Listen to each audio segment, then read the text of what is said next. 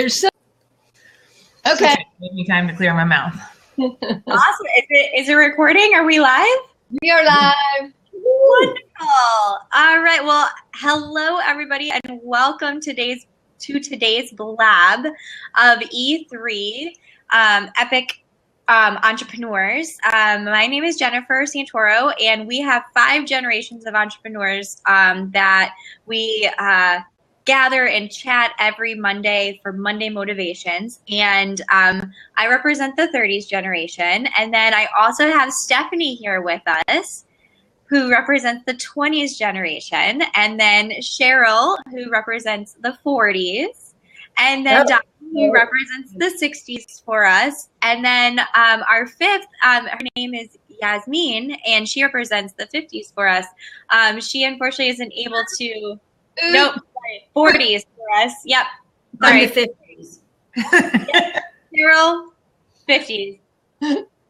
Yasmin, 40s. I would rather them say, wow, she looks good for 50 than saying, wow, she looks really bad for 40. So let's go with Well, you know, age is just a number, right? We're all yeah, so sorry for all the confusion today, everyone.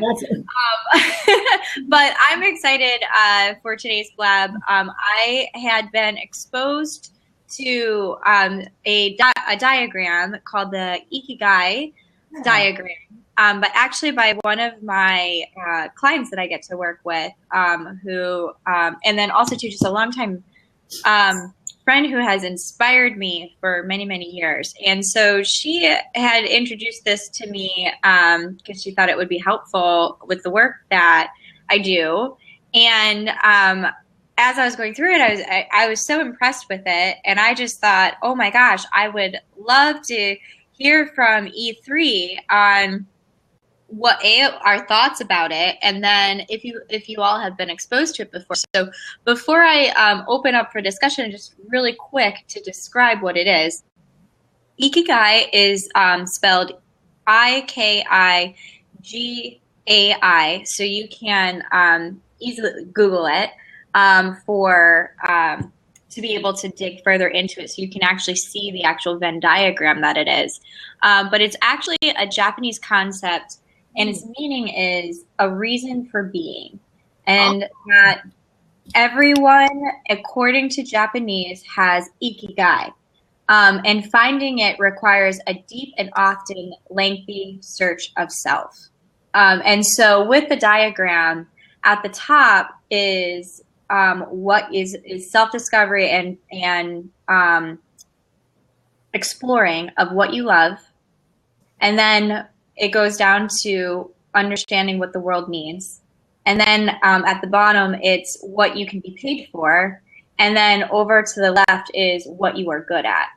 And then in between what you love and what the world needs, that is understanding what your mission is. In between what the world needs and what you're paid for, that's understanding what your vocation is.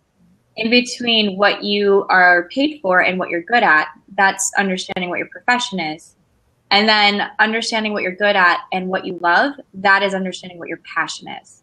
And in the center of all of this, when you can understand this full spectrum of your being, you have discovered Ikigai. And I'm looking at it as it's a long-term pursuit that we as human beings take on. But we all are capable of finding this, and we all have a drive for this. So, I wanted to bring this forward because everybody in E3 has a coaching background and works with multiple clients and with multiple people. And I know for myself, this comes up 100% of the time. It's that this is what we as human beings, I feel, are consistently searching for. There's this sense of us that just knows that if one of these areas is not, if we don't have clarity on one of these areas, there's always this feeling that something is missing or that we're searching for something.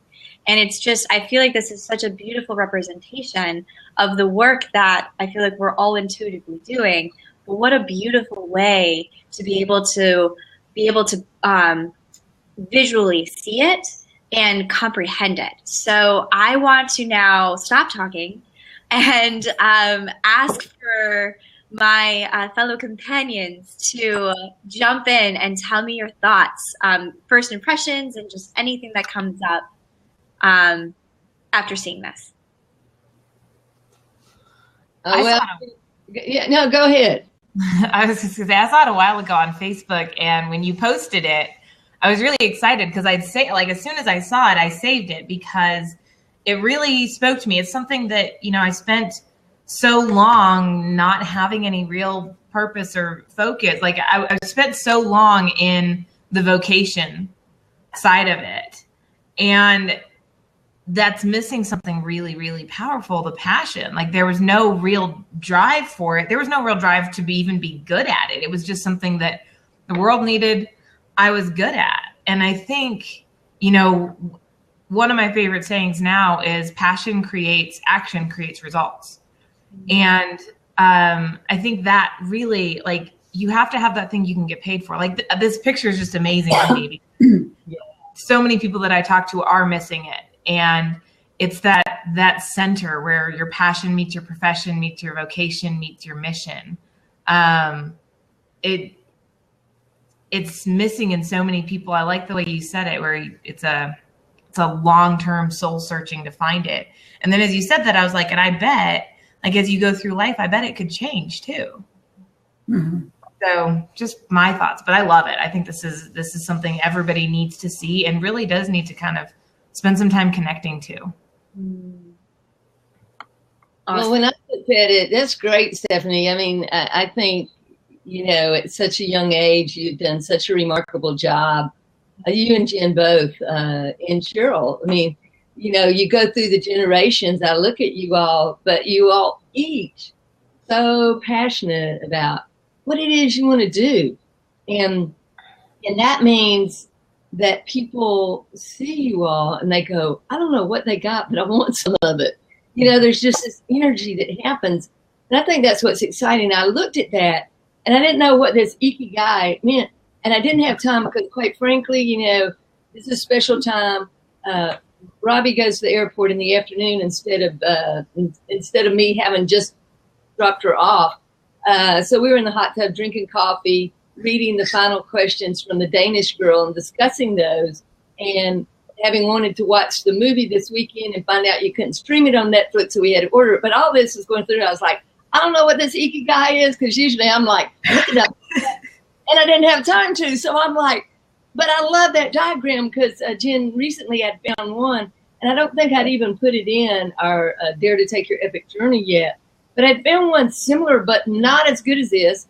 And then when you say it's Japanese, to be quite honest, I'm going, I am sending me a message as soon as we're through here. She was my manager when I coached at Kentucky, and she's from Japan. And, that all of that is how we originally met hers when our team toured Japan for 3 times. And yet I've never heard that term. So I want to go to her and say, okay, what is this IKIGAI stuff? Because lots of times you hear things, but go right to somebody who lives in the country who can give us the real feedback. Like I find that out with George in Greece. I mean, sometimes we sit on the internet on Saturdays. We've done this before. And he would just take me on a history lesson about how everything that's in democracy today came from Greece, and that, but when you're really talking to somebody from the country, so I guess this goes back to, I got to talk to Mie real quick. Mm-hmm. But I love it. I'm like, it is just like the model that has it all. Yeah. Mm-hmm. Cheryl, what are your thoughts? So it's funny because when I first saw it, I thought I immediately was like, I've been in some of those phases of that, right? And I've realized that sometimes I'm even in a couple of them at a time, because especially as you're trying to work towards your passion, sometimes you have to stay in those other areas as a means of getting there. And but I think that the biggest thing that jumps out at me when I see it is so often when people are going after something, they'll say, why is it you're doing it? And it really can't be just because I want to make money, because money is just energy. But what is it you really want to do with it? And how do you want to help your passion. So I think for me, the first thing I thought is that that's why this is so important, because it can't just be superficial in terms of why you're doing something. It's when you dig in. And it's funny, I got a text from my son who was at a conference this weekend, and he said that there was one of their products in their company. The guy was up there talking about, and this is just like an energy drink, right? So, but they were telling why the company started and why they put what they did together and why they were, what was their heartbeat of how they started. And he was just saying how you getting feedback. Yeah. I'm not sure why.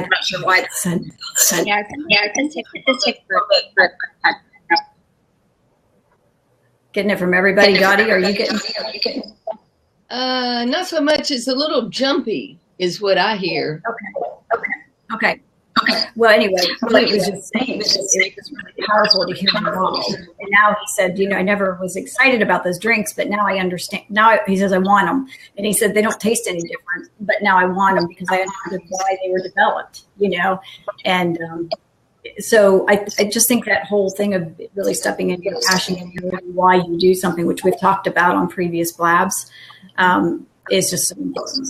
So I love that. I think that that's a great observation of that, this really, at the end of the day, it's like, it is essentially what we've been talking about, which is doing the soul searching to find the why, because at the end of the day, that's exactly it. It's like, that's what shifts our life experience, is when we can understand why. I feel like there is a part of humans that are just developed to search, to become, journeymen, to say the least, of really wanting to, like, there's this curious aspect of us that is always wondering why, and I think, I think about like when this first starts, and it starts when, from the time that we're born, and when we can start talking, it's one of the most amazing things to witness in children is they'll ask why over everything, to the point where it takes a lot of patience, clearly, to be a parent and to be present with having to feel like you have to answer every why question. Like, why is the sky blue? And like, you're like, that is very long. There's a long reason as to why the sky is blue. But, it's like this whole drive to always be asking the why behind things. And so I feel like that then translates into our lives and how we live it. And I don't feel like that goes away. And so when we're not asking the why questions and we're not bringing attention to the whys in our life, there's this unsettled feeling that comes up. And so that's why I believe this awareness is so important, because I feel like this really helps give this visual of what we're trying to answer the why to, if that makes sense. Well, I think, you brought up a really good point with the kids, right? So kids, well, why can't I have a cookie? Well, why are we going to have dinner at 5 o'clock? Well, why is the sky blue? Well, why is the grass green? Well, why can't we go see grandma today? Well, why? And can I tell you the answer after 50 questions? Yeah. Because I said so. Well, and so then we get this later. We don't get a real answer. So then we stop asking why, because after you've asked so many questions and mom's got 20 things on her plate, and so you just got because I said so. Now we get to the, well, that's just the way the world works. So we stop asking why, and we don't have enough people who have found that why out there saying you have to look for this. I know as a kid you were told to stop asking questions, but now it's time to go back to that. I think we just don't have enough people who have found it to try and reinstigate the whys. Mm-hmm. Don't you think there's an element of fear too that people go through? I mean, even if you look at parents, and I haven't been a parent except to Riley Joy, and even our furry animals are always asking for things, as we know. The paw comes up, it's like, hey, listen, I want attention, I want whatever. But I think I can only look at my parents, and when I asked something that they didn't know the answer to, or that just so defied when I would ask things such as, okay, in my Sunday school class, I was trying to really wrap my head around everything, and they were saying that, you know, what I was taught was everybody, you do this and you accept Jesus and you go to heaven. And I was really concerned about babies who died, you know. And I said, well, what happens, you know, why do babies die and what happens to babies who die, you know? And they would say, well, they go to heaven. So my logic was, well, shouldn't we all wish we died as babies? To me, it looked like a automatic ticket. And as an 8-year-old asking that question in Sunday school, I can guarantee you there was no answer to my why. Because it you know, it brought up discomfort. I wasn't, as an 8-year-old, trust me, I wasn't trying to be difficult. I was just curious. You know, I was putting pieces together. And so, you know, they're like kind of like rushing me out so that none of the kids start asking that. And there's no answers. But I think those kind of things when parents get really uncomfortable. So what I saw happen was because I said so. You know, Cheryl nailed it. And that was our generation's answer. You know, if you ever wanted to know the answer, you know, it's like, if you ever forget because I told you so, then just remember it's because I told you so. And so we were left, I think, with a lot of questions. I don't know. I think Jen might be trying to call back in. She got booted off. Let me get her back in. And I think you're right, Dottie. I think there's been enough of times that we didn't know the answer. Like, why is the sky blue? I don't know. It just is. Like, Yeah. Like, why are you? Because it does make you uncomfortable to ask those questions. Like, oh my gosh, now I'm going to have to go do research on why the sky is blue. And like, take hours. So we just kind of opt for the easy route. And then I think you're right. There is some fear like, well, what is the answer? So like, I do want to clarify that I swore I would never say that to my kids, right? Because I said so. But there is a point in time after the ballot, like the 50th question and, you know, whatever, where you just like, okay, I need to break, right? So, and kids are so inquisitive. There's no way. And sometimes they do ask uncomfortable questions, you know, but, you know, we would get to the point where like, are there, you know, can you rent movies in heaven? Well, I have no idea. And I can't even go research that. So, you know, and do they, and that started because they wanted to know if there were cars in heaven. And I said, well, I don't know. And then they said, well, of course there would have to be, because how would you get to the video store? So, you know, so there is an inquisitive, and it is interesting that we do sort of lose that, where we don't question things the way that we should. And, you know, and that's what's really nice about the internet to a degree anymore, because I rarely can type in, I don't know if I ever can really type in a question that somebody else hasn't already asked. So the other day when Bob said, do you think chickens have eyelids? Well, actually they have 3, just in case you were wondering. So, you know, but it doesn't matter what question you have, it's out there now. And I think that it's kind of, I think to some extent the internet there's good and bad with the internet, but that's the good piece, is it's sort of awakened our ability to get out there and define things. And I think just like what you brought forth today, Jen, is just so incredible to be able to share and have people really dig into. But there is a process. And so then how do I get involved in that process? Well, you come to our blab for one thing, but you know, beyond that, how do we really dig into those things? And so the information's out there again. And I think there maybe the new generation will have a lot more of that moving forward, to ask why, but digging in as to why we are motivated by things is still a much deeper issue. And I think that's what that chart you brought forth is really sharing. So. Yeah. And I think what I like about it is looking at us as, I love the holistic viewpoint of this discovery, because I feel like what ends up happening, or at least in my experience, I was like you were saying, Stephanie, like I was so focused on figuring out what my vocation was going to be. I never thought to ask myself, well, before I even look at that, like, you know, well, what's my passion? What's my mission? You know, and what's my mission that is going to hook into my vocation? of what that's going to be. And then looking at a vocation as a separate entity than profession. And that's what I wanted to ask you all about, is because that was a big aha moment for me in my life, was when I started meeting people who were actually living their vocation and not just practicing a profession. And that was something that I was like, whoa, there, I could feel the difference from the people. Like, there were people in my life who got up every day, they made coffee, they went to work, they did a profession where, you know, they clock in, they do the tasks, and then they go home and they check out. And then all of a sudden I was meeting people where they were like, they get up in the morning and they are like, I am here to be of service to this particular vocation, you know, and it was linked into their profession, which clearly their vocation was connected. I could see how it was connected to their personal mission, which was then connected from, which was born out of their passion.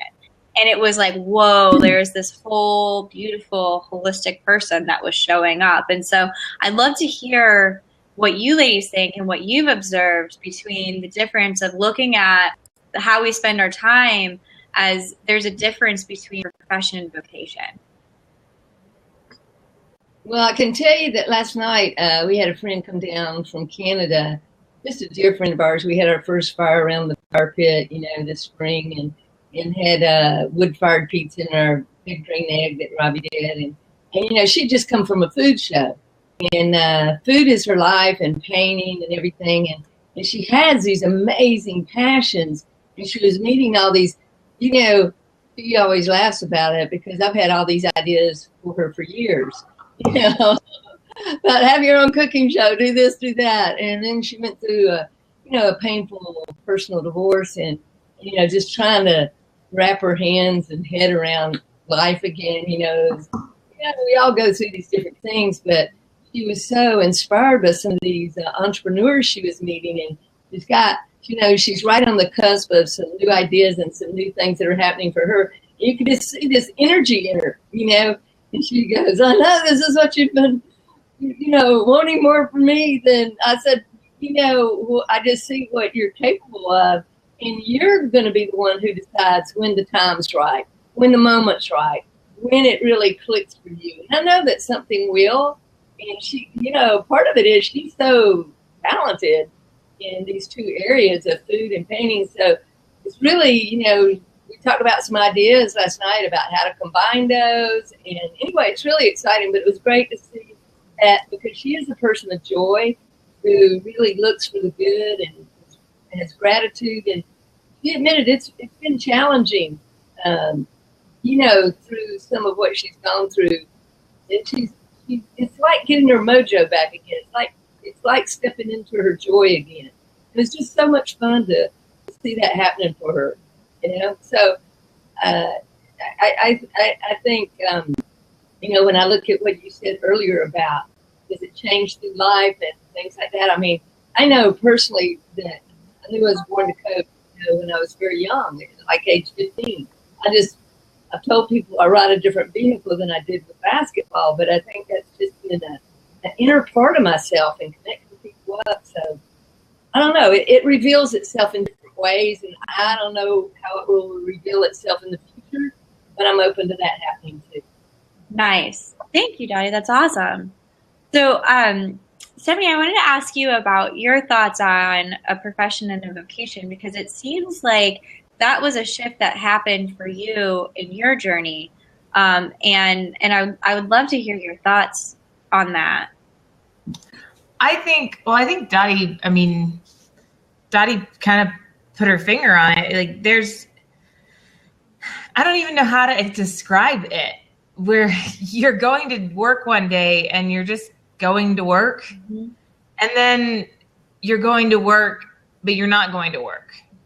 Mm-hmm. Like, mm-hmm.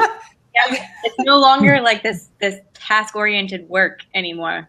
Your body's moving, but your mind's not. Yeah, because you're not. I mean, it's no longer about, well, you know, those are the people who they get to work and they're not watching the clock, right? That's the vocation. They're no longer. They're worried about different types of time management than, you know, just watching the clock.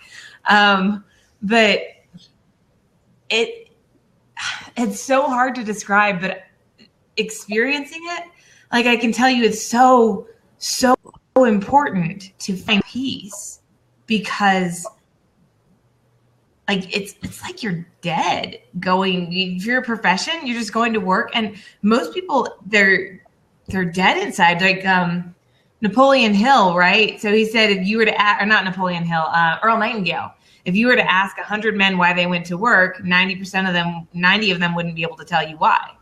Yeah. They would just say, well, that's just what we do. And, you know, that small percentage of them are the people who have a vocation. And they're like, well, I'm going to work because I'm changing the world. Like, why else do you go to work? Because once you find it, you can't go back. My coach looked at me after I transitioned to running my own company. He looked at me and said, Steph, you're broken now. Do you know that? I was like, what do you mean I'm broken? He was like, you will never be able to go back to working for somebody else. Never be able to. He was like, you're broken. And there were a couple of times when I thought about it, right? When things would get a little bit tight, I'd think about, well, maybe I should go get a job. You know, I can't, rely on Matt to support me. And then I'd be like, no, I really like the idea is just so repulsive to me. I couldn't handle it. I'd kill myself. Like once you have it, you can't go back. It's true. I think what it is the word that keeps coming up for me is what shifts is all of a sudden you step into your purpose. Like your vocation, I feel, is very much connected to your purpose. So it's like when you get a taste of being able to get up in the morning and you are living a life of purpose now, it's like you just said, Stephanie, like you can't go back. You can't go back to, like, I used to call it, I used to feel like a zombie. Like it's just the Walking Dead in real life, where it's like you're just going around, but there's no life.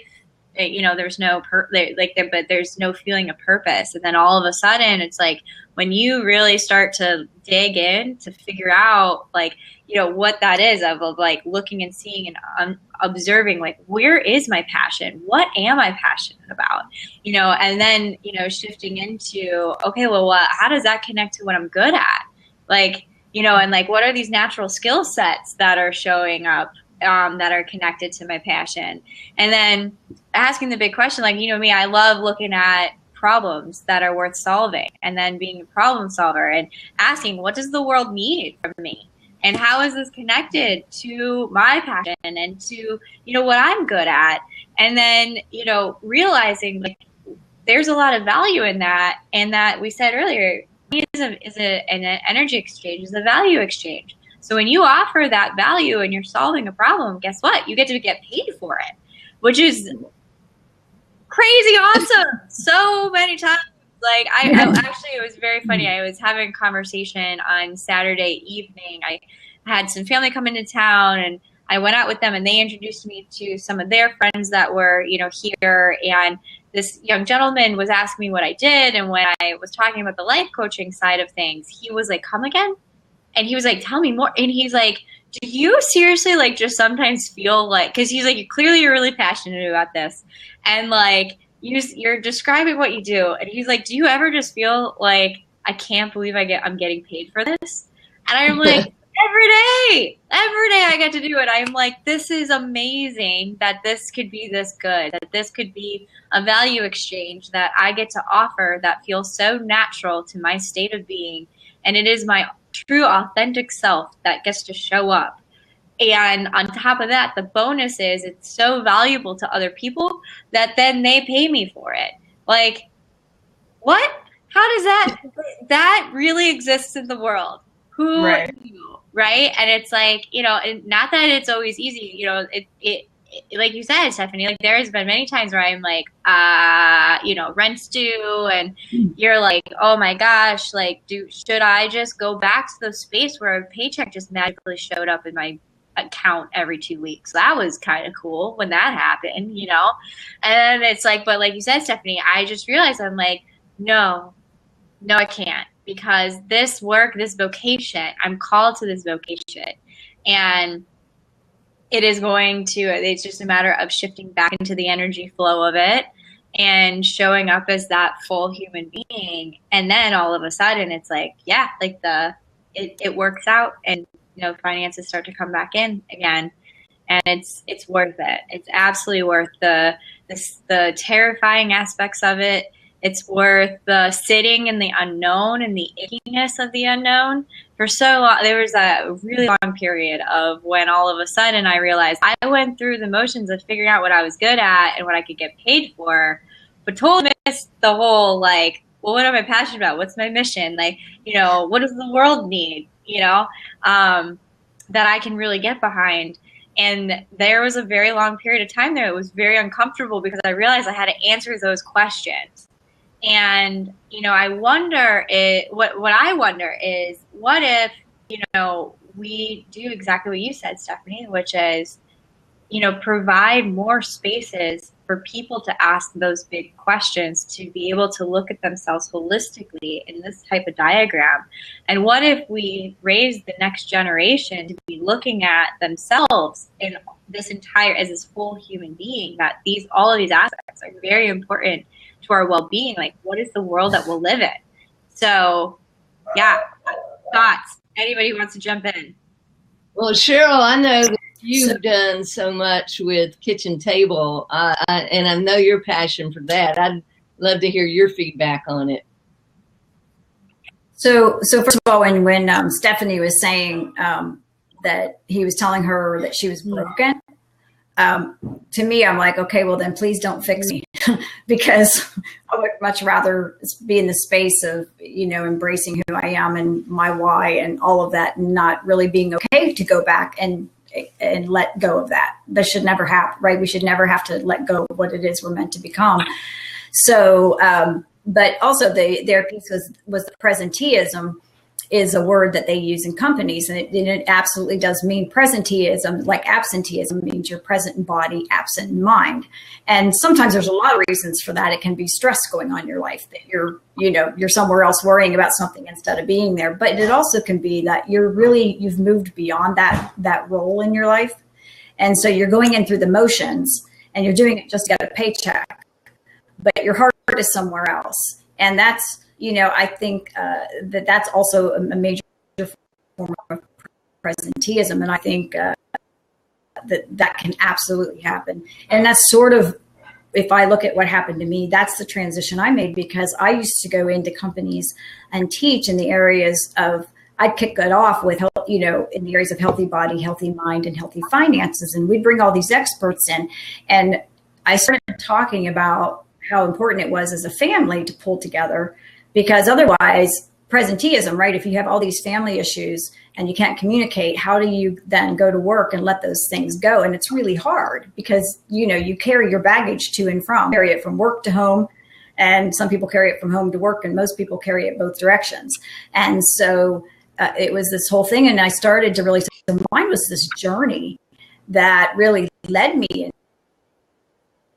into my passion, special as a family, and not even realizing at the time that what was being created out of that. So what I love about is that mine kind of happened and I didn't even know it was happening. And now that passion has become so ingrained in me in terms of realizing that value, because there are people every day going to work and they don't have and they may have all the communication skills they need at work, but guess what? When they go home at night, they can't sit down and communicate with their own family. So if we can get those things flowing in both directions, we can really start to strengthen both at work and home. And that's really the driving force I have. And of course, it needs to ripple out, And so I started to see the value of what I was offering in the companies. Hey, Cheryl, my true passion in terms of are you all missing? I can share some of her words. Girl, you might want to go off and come back on. Yeah. Okay. What if I get closer to that? Like the internet's not loading your word. I'm getting like every other word. It's really hard to figure out what you said for the last minute or so. And it was worse. Bummer. I know. I could passion behind it, so I want to stop it. Yeah, so let me go out and try to come back in and see if that helps. So while Cheryl is doing that, I think it is, it's just bringing up all these good points about how I love what you said, that it seemed to happen by accident for her. Like, it wasn't this thing where she went looking for it like that. It actually showed itself to her. And what I like about that is I feel like that's such a message of hope, because I think it's very intimate. Like, these questions can feel very intimidating. I've never met anybody who was like super gung-ho about digging into this. I mean, I'm pretty gung-ho when it comes to self-development, and I am all about it. And I was still completely terrified about the discomfort that comes with trying to answer these big questions of really like doing self-discovery and the self-analysis. And what I have found, though, is that when you do the process, it's amazing. Like, it shows itself. Your passion, you're destined to find your passion if you open your heart to it. And that's what I like what you're saying. I think it was you, Stephanie, that were saying like about your heart, about a heart not being there and a heart not being present. And I believe that, our heart, it's like we're drawn to what it is that we're meant to do, and that we're drawn to what is going to make us feel alive. We're drawn, like, it's just the natural energy flow. So the thing is if you trust the process of life, you are going to be able to find it. It's going to show itself. And you can feel very, very confident about that. I was, as Cheryl was talking, and as you were talking too, Jen, I kept thinking of Maslow's hierarchy of needs.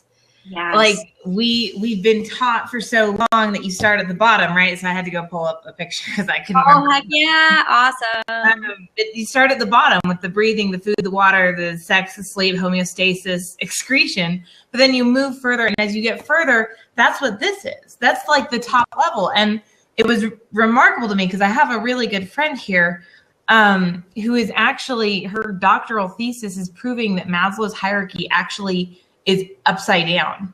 That once we find that top piece, it takes care of all the rest. Oh, wow. So that's her part of her doctoral thesis, is proving phenomenal it goes the other direction. So I was like, but that's so cool because, now I'm making way more money now that I'm doing what I love to do. Way more money. Like, it's unbelievable to me. And yet I spent so long, and we've been taught for so long, right? You get a job. What do? You go to high school, you get good grades. You can go to college, you can get good grades. You can get a job, so you can buy a house, so you can feed your family and buy a car and have 2.5 kids, right? We've been taught this for so long. I think it's just become part of the culture. And this is such a massive shift from what we've been taught for the past 40 years or 100 years or whatever, however long we've been doing this. I think it has to be deconstructed in a way, I'm even, Cheryl, one of the things we were saying that's so powerful about what you were sharing is that it wasn't like you said, oh, this is it and that's where I'm going. It revealed itself. And I know that as much as I was born to coach, what I discovered is that I am an entrepreneur. I don't just coach about being an entrepreneur. And let me tell you, when you step into being an entrepreneur and you'll never go back, I mean, you make decisions, and guess what? All of them don't work out. All of my entrepreneurial pursuits have not been successes. And so that's real different than my coaching. I know I can coach blindfolded. You know what I'm saying? I can always find somebody to coach, and I can make income that way. But I'm going to tell you what. Doing something versus talking about doing something is as different as night and day. And so, like if you have people teaching at the university about entrepreneurship, excuse me, if they have never been an entrepreneur, they should be denied the right to talk about it. I don't care how many PhDs they've written about it. I don't care how much they've studied about it. A criteria is that unless you have done it, you shouldn't be up there preaching and talking about it, because you really have nothing from the gut to tell people about what it's going to be like to push through things and how many times you're probably going to fail when you just knew that was the deal. And what I identified and what I love in my entrepreneurial businesses, it's the creative process. That juices me more than anything. So even when I was a kid, I was most happy when I'm creating, in that creative space, whether it was for a project for school or whatever. I love that creating. And, that's what I've identified. Even sometimes when maybe the business itself, I'm like, I never want to have another retail business in my life. But the retail business I had, I absolutely loved, because we were creating designs for T-shirts back in the day when there were not any cool T-shirts, and we would go into towns and we would make those reflect the history of that town, or something. So anyway, it's just kind of interesting because I just have a little longer experience in the process, because of age, so that's all I can share is what my experiences are. Absolutely. Thank you so much for that, Dottie. My wheels were turning as you're saying that, and then going back to what you were saying, Stephanie, about Maslow's hierarchy of needs and like inverting it. And I'm like kind of thinking to myself, like, what if it's like you go up to then go back down almost with a pyramid, or like you go like you're going through it to where it's like, we need all of these basic needs met so that we can have the headspace to do the exploration to really reach the top of the pyramid. But then it's almost like that becomes like the entire basis of like the next level of life, of where we're able to really step into our true potential, which is exactly what you said, Stephanie, is that it's like when we get to that point where, and like what you're describing, Dottie, is like you were describing like being at the top of the pyramid of the Maslow hierarchy of needs, of true self-awareness and self-reflection and this deep inner knowing of who we are, that then enhances all of the, like the basis of the pyramid of every other need in our life, like our social experiences, our family experiences, all the way down to our basic needs of making sure that food, water, shelter, that is just going to be coming naturally to us because we're in so much alignment with who we are. And it's almost like, what was kind of coming to me as we were sitting and talking is that we are in this new frontier of humanity right now. I was like watching, I don't know if you all know Russell Brand. He's this great actor from the UK who he's a very intense individual who is hilarious, but also extremely enlightened. Like he really, really has a strong value system of raising consciousness. And I was sitting and watching a video with him, and he was talking about the next evolution of humanity. And, it's really tapping into this, like what he was terming the spiritual part of ourselves, which I believe is this alignment that we're discussing of being able to look at the IKIGAI and having this full picture of who we are and this full understanding of who we are.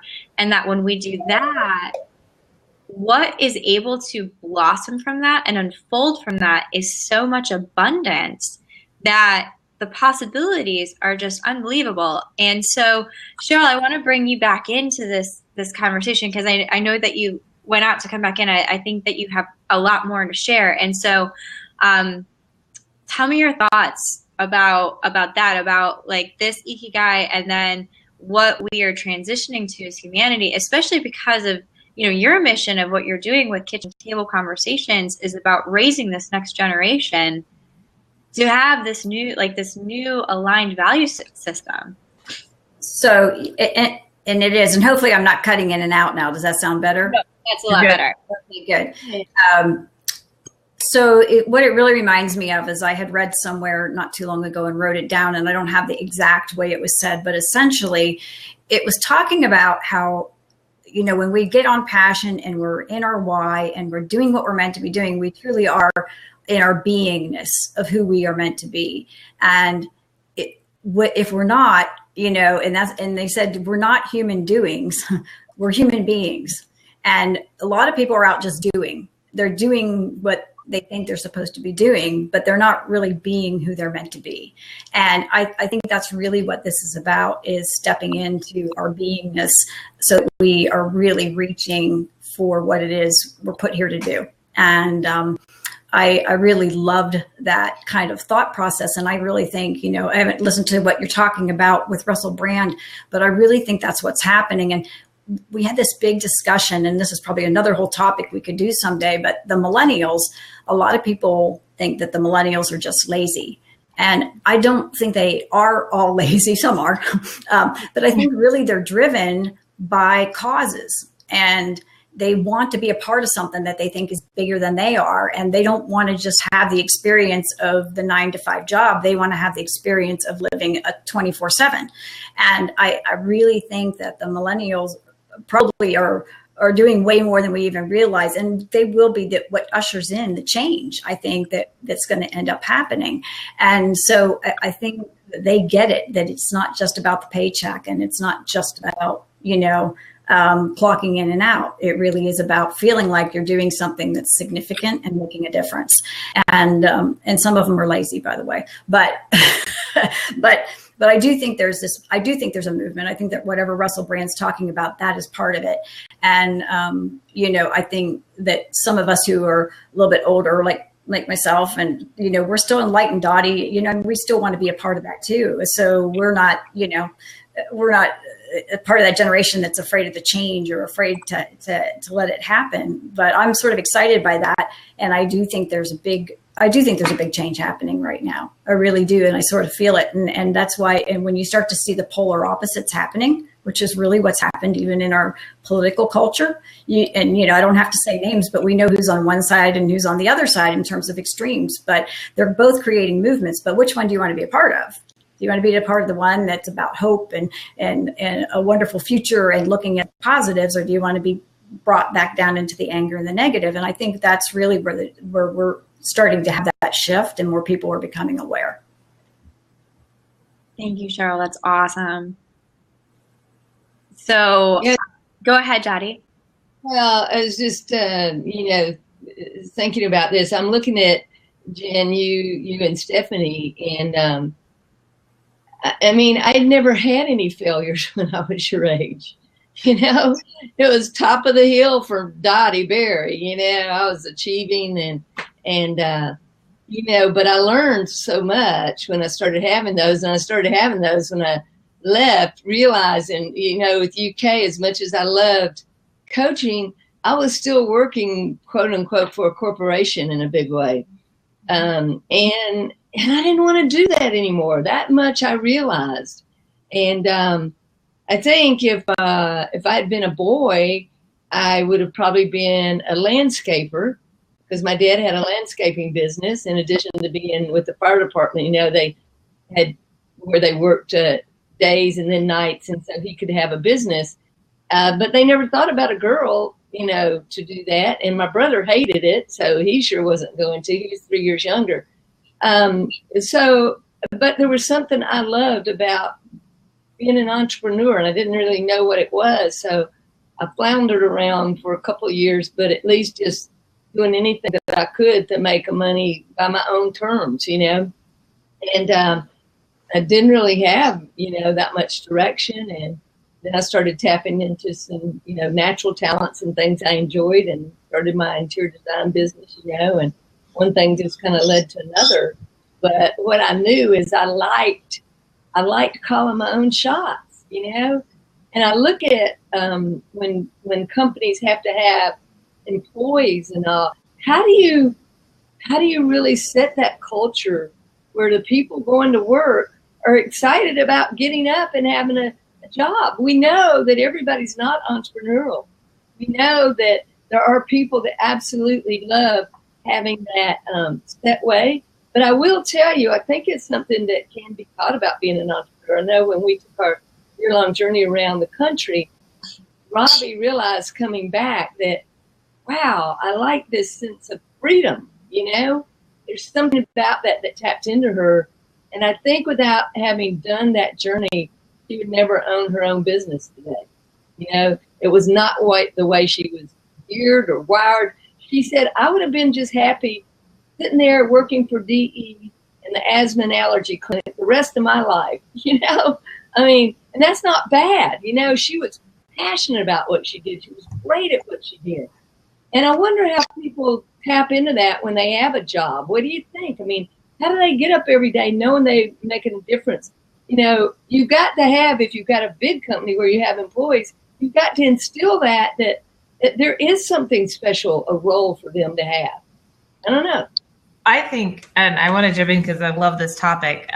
One of the biggest things I think, and this is on the employer to fix, but as you're hiring, you have to hire the right people. There's too many employers out there hiring anybody, everybody who has no actual interest or passion or dedication to the goal, the mission of the company.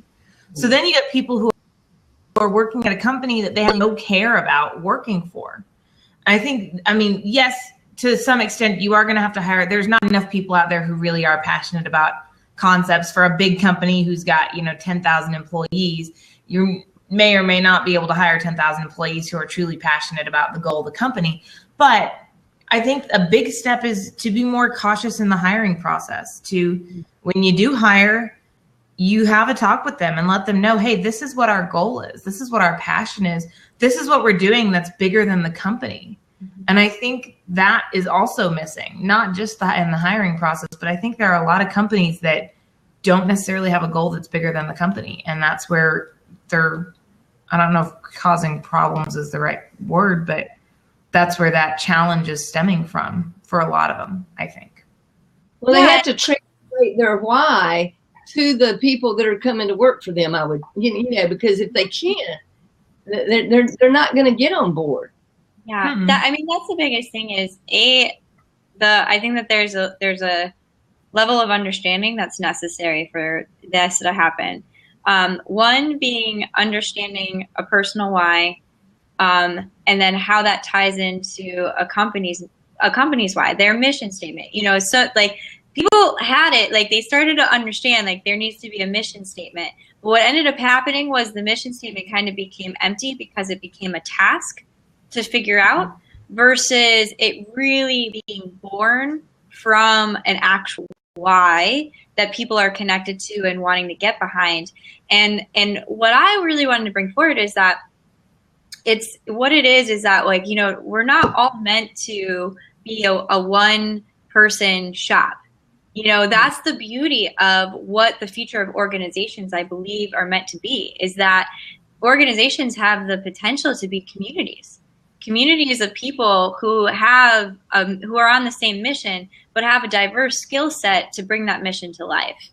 And I feel like that's what it's about, is that like, there are certain people who are born to kind of like get the fire started. They're sparks. Like they're the ones who are like, all right, we're going to do this and we're going to make it happen. And they get it going. And then there's people who are meant to then support like that fire. And they're the ones who are like I'm going to do terrible with this metaphor, but they're the ones who are blowing oxygen onto that fire, because, they were looking for somebody to get it started, but their gift is to then be able to like really give the oxygen to keep the fire going. Because I know for me, I'm a person where I can get a project started. I will give you so much spark, right?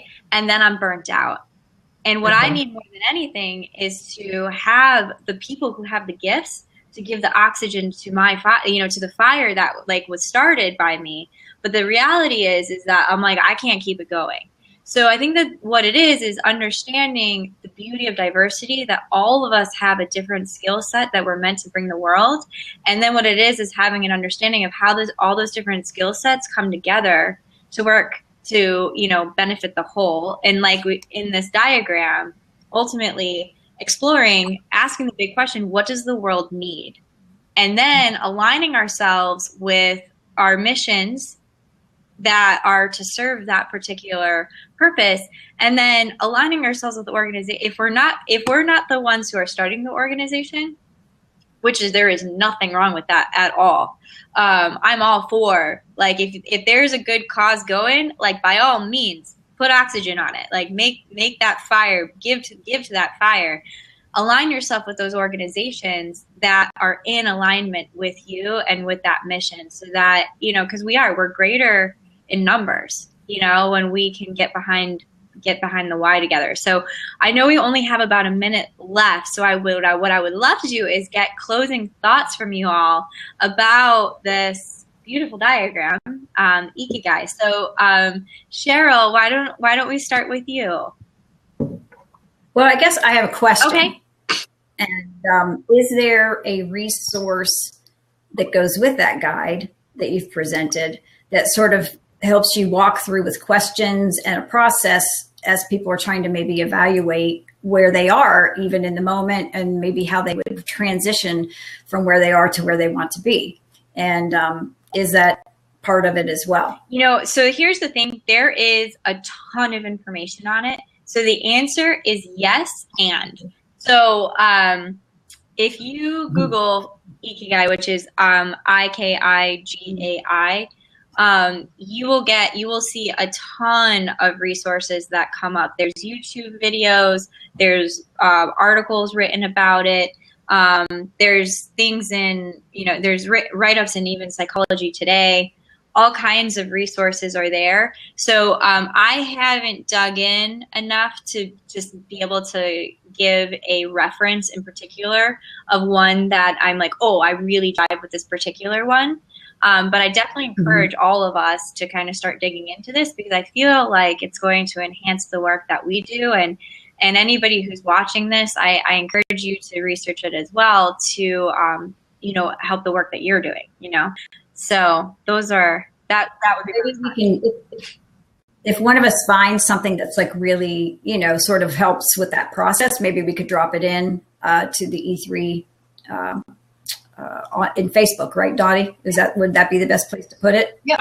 So that way, you know, because I'm sure there's a lot out there sometimes sifting through it. But if I was really thinking, well, if we could find something that sort of gives you like the questions you ask yourself as you're trying to move through, it would be great. So, but other than that, I mean, I think it's wonderful. It was definitely something the second I saw it that, you know, I resonated with in terms of where I might be in my moment and where I've been, and sort of going through all those phases of stuff. And, you know, kind of excited that I feel like I'm in that last, I don't want to say last, because I'm not sure that it's meant to be last, but just that phase of where you're really in your passion, which I assume is the last phase and where you want to get to. So I'm excited to feel like I'm there in that moment. So that would be my closing thought. awesome. Thank you, Cheryl. So Dottie, how about you? Closing thoughts, IKIGAI. That's sort of a question too, like Cheryl. I'm naturally curious, as you all probably know by now, and I always have questions. But I go back and I go, who originally came up with this? Where did this originate? So I guess mine's a question is I want to go back and say, you know, sometimes there is somebody who's, you know, identified as the originator of it, and sometimes it's not, you know, it just sort of morphed into, I don't know which it is, but I'm looking forward to finding that. Because you're going to steal it. That's why. Yeah. I'm going to say, I love this IKIGAI, you know. I mean, it is originated from the culture of Okinawa, which is a very ancient culture. And so this is something that I am making an assumption right now, is that this has been evolving for many, many years. And so I'm excited to dig further into it, because I definitely want to do a lot of research with it. But I'm very excited to see that it's from Okinawa, especially because that particular culture, I know I really resonate with the value system that is born out of Okinawa. So, but that's something I agree with you, Dottie. I think it'll be great to really dig in further to see, like, wow, like where was this born from? Yeah. Yeah.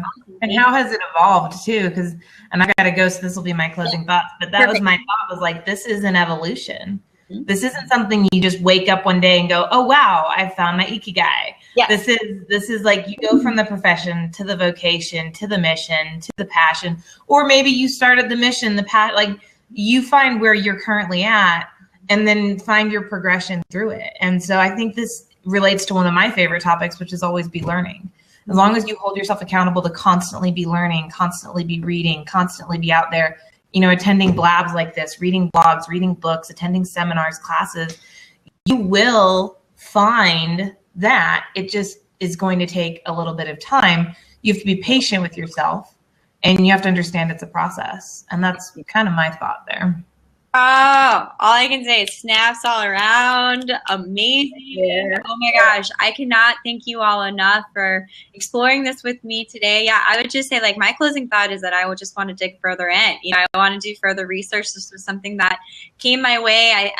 I feel like it might have crossed my path in the past, but it didn't, like, I didn't dig into it yet, but then it really came forward for me this past weekend, and I am really excited to learn more, and like we said, it's like, and ask more questions, and allow that part of myself. And I want to encourage, my final thought would be, is that I want to encourage everybody who's watching to allow that curiosity that is natural in you to, you know, have some room to breathe, and ask the questions that you want to ask, and go find the answers, because there's a lot of really, I think, amazing information waiting for us. So thank you, ladies, so much for taking the time today. Amazing time as always. I so appreciate all of you, and amazing insights. So thank you. Awesome job. Thank you, ladies. Love you. Yeah. Bye. Love you. Bye. Bye.